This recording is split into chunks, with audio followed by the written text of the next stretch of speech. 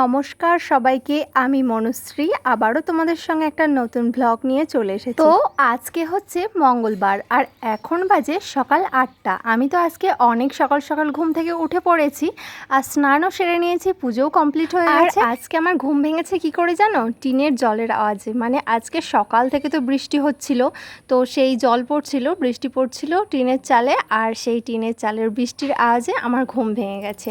তো এখন দেখো একটু হালকা বৃষ্টিটা কমেছে, আবারও বৃষ্টি চলে এসছে। মানে বৃষ্টি কমছে আবার হচ্ছে, মানে একবার রোদ হচ্ছে একবার জল হচ্ছে এমন।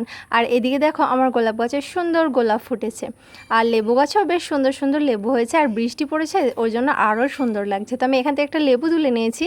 আজকে একটা লেবু দিয়ে একটা রেসিপি করব। কি রেসিপি করব চলো পুরো ভিডিওটা দেখো। আর এদিকে আমার উঠোনে খারকোল গাছ বেরিয়েছে, আমি তো খুব খারকোল খাই তার জন্য গাছ হয়েছে। আর এদিকে দেখো সকাল সকাল কাকা চিংড়িও দিয়ে গেছে। এখানে 200 গ্রাম চিংড়ি আছে, চিংড়িগুলো বেশ বড়। মাছগুলোকে আমি সুন্দরভাবে ধুয়ে নিয়েছি, আর যাতে বেঁকে না যায় তার জন্য আমি নারকেলের কাঠি গুঁজে দিয়েছি, যেহেতু স্টিক ছিল না।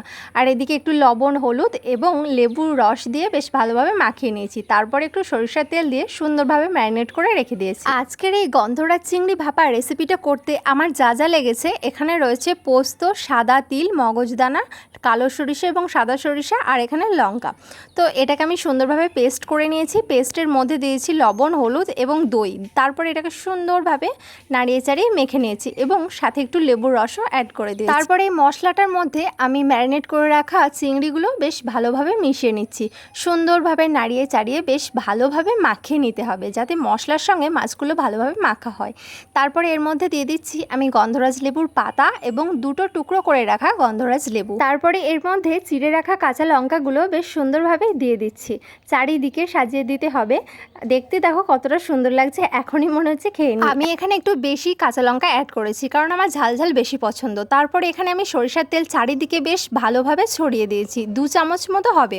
এবং লেবুর যে সবুজ অংশটা থাকে সেটা একটু আমি গ্রেট করে ছিটিয়ে দিয়েছি। এর পরিমাণটা কিন্তু বেশি হলে চলবে না, তাহলে তেতো হয়ে যাবে। তারপরে একটা টিফিন কোটোর মধ্যে ভরে আমি এটাকে হাঁড়ির মধ্যে জল দিয়ে ঢাকা চাপা দিয়ে দিয়েছি মিনিট 20-র জন্য। তারপরে আমি রান্নাঘরের দিকে চলে এসেছি। এখানে দেখছি মা মাটির উনুনে ভাত বসিয়ে দিয়েছে, আর আমি আজকে গ্যাসে রান্না করছি, কারণ বাইরে প্রচুর বৃষ্টি হয়েছিল। তার জন্য মা বলল আজকে তুই গ্যাসে রান্না কর, আর আমি উনুনে ভাতটা বসিয়ে দিই। আর এদিকে আমার 15-20 মিনিটও হয়ে গেছে। এবার এটাকে আমি নামিয়ে নেব।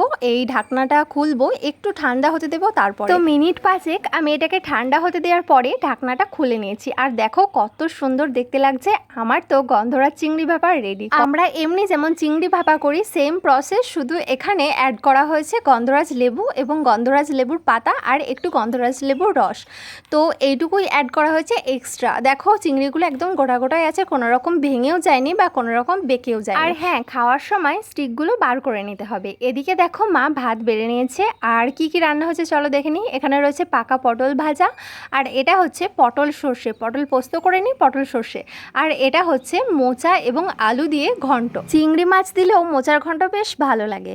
আর আমি এখানে আজকে নিরামিষ মোচার ঘন্টই করেছি। তো এখানে দেখো আমার জন্য মা ভাত বেড়ে দিয়েছে। এখানে আমি চিংড়ি মাছও নিয়ে নিয়েছি আর পটল ভাজা, সমস্ত কিছু যা যা রান্না হয়েছে। তো চলো এবার টেস্ট করে দেখি রান্নাটা যেমন হয়েছে। খেতেও নিশ্চয়ই অনেক সুন্দর হবে, দেখতে যতটা ভালো লাগছে খেতেও নিশ্চয়ই আরও অনেক অনেক ভালো লাগবে। গরম গরম ভাতের সাথে গন্ধরাজ চিংড়ি ভাপা জাস্ট অসাধারণ। আর ঝোলটা খেতে অনেক অনেক ভালো লাগে। এর কিন্তু বেশি গ্রেভি হয় না, সামান্য অল্পই একটু ঝোল হয়। আর এই লেবুর রস আর এই লঙ্কার রস দিয়ে পুরো ভাতটা মেখে খেতে যা লাগে তোমাদেরকে কি বলবো।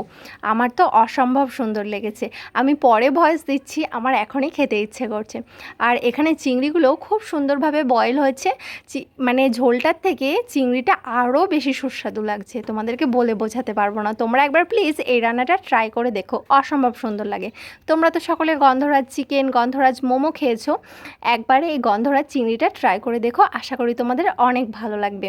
তো আজকের ভিডিওটা এই পর্যন্তই। আমার রান্নাবান্না তোমাদের কেমন লাগলো আর আমার স্পেশাল এই গন্ধরাজ চিংড়িটা তোমাদের কেমন লাগলো অবশ্যই কমেন্টস করে জানিও। আর এই গন্ধরাজ চিংড়ি ভাপার রেসিপিটা তোমাদের পছন্দ হলে অবশ্যই তোমাদের বন্ধুদের সাথে শেয়ার করে দিও।